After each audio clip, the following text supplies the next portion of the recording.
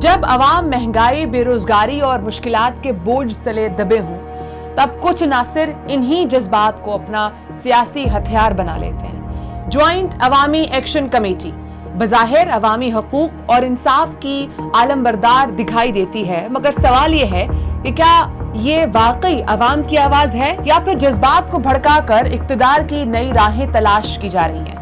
آزاد کشمیر میں حکومت اور جوائنٹ عوامی ایکشن کمیٹی کے درمیان عوامی مطالبات پر ایک معاہدہ طے پایا۔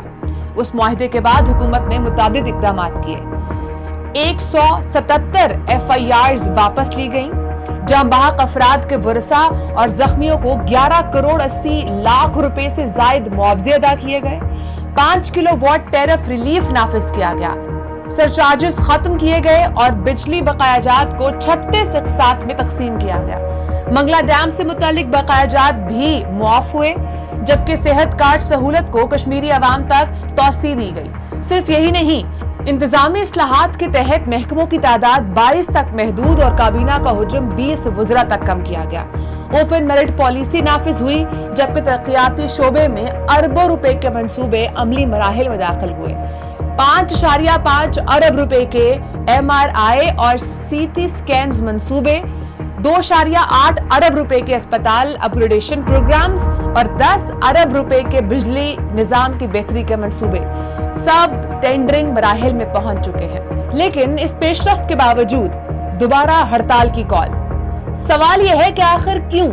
احتجاج، اشتعال انگیزی اور ریاستی اداروں کے خلاف بیانیاں ایک ایسا ماحول پیدا کرتا ہے جہاں نوجوان سچ اور پروپیگنڈے میں فرق کھو دیتے ہیں۔ عوامی مسائل کے حل کے بجائے مہنگائی اور مشکلات کو سیاسی ایندھن بنایا جا رہا ہے۔ حقوق کے نام پر ایسے نعرے لگائے جا رہے ہیں جن کے پیچھے ذاتی مفادات کی سیاست چھپی دکھائی دیتی ہے۔ ہر شٹر ڈاؤن کا سب سے بڑا نقصان عام کشمیری کو ہوتا ہے۔ مزدوروں کی دہاڑی رکتی ہے، تاجروں کا کاروبار بند ہوتا ہے، طالب علم کی تعلیم متاثر ہوتی ہے اور مریض علاج سے محروم رہ جاتا ہے۔ مگر احتجاجی قیادت سیاسی شہرت، میڈیا توجہ اور ذاتی فائدہ سمیٹتی دکھائی دیتی ہے۔